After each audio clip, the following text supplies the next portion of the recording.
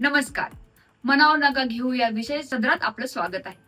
दरवर्षी पावसाळा येतो, दरवर्षी पाऊस पडतो आणि दरवर्षी प्रशासनाची एकच धावपळ सुरू होते. नाले सफाई, खड्डे बुजवणे, पाणी तुंबू नये यासाठी उपाययोजना.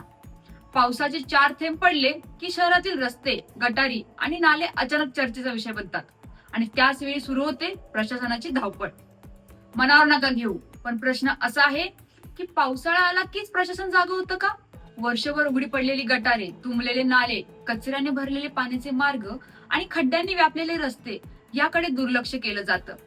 मात्र पावसाळा तोंडावर आला की साफसफाईची मोहीम, पाहणी दौरे आणि बैठकींचा सपाटा सुरू होतो. पाऊस सुरू झाल्यानंतर रस्त्यावर पाणी साचतं, घरांमध्ये पाणी शिरतं, वाहनधारकांना जीव मुठीत धरून प्रवास करावा लागतो आणि नागरिकांना नाहक त्रास सहन करावा लागतो. त्यानंतर प्रशासनाकडून उपाययोजना केल्या जातात, पण हे उपाय पावसाळ्यापूर्वी का होत नाहीत?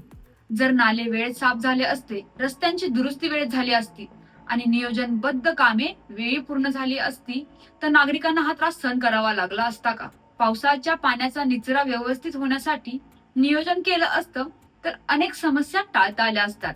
नागरिक कर भरतात तो फक्त पावसाळ्यातील तात्पुरत्या हालचालींसाठी नाही, तर वर्षभर चांगल्या सुविधा मिळाव्यात यासाठी. मग दरवर्षी तोच प्रश्न, तीच गैरसोय, तीच आश्वासनं का?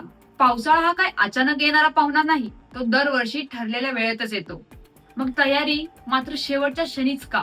वर्षानुवर्ष तीच समस्या, तेच प्रश्न, तीच परिस्थिती. मनावर नका घेऊ, पण हा प्रश्न केवळ एका शहराचा नाही, तर संपूर्ण व्यवस्थेच्या कार्यपद्धतीचा आहे. कारण पाऊस दोषी नाही, दोषी आहे तो नियोजनाचा अभाव. मी पिया पाटील, आपण पाहत आहात टीव्ही नेक्स्ट मराठी.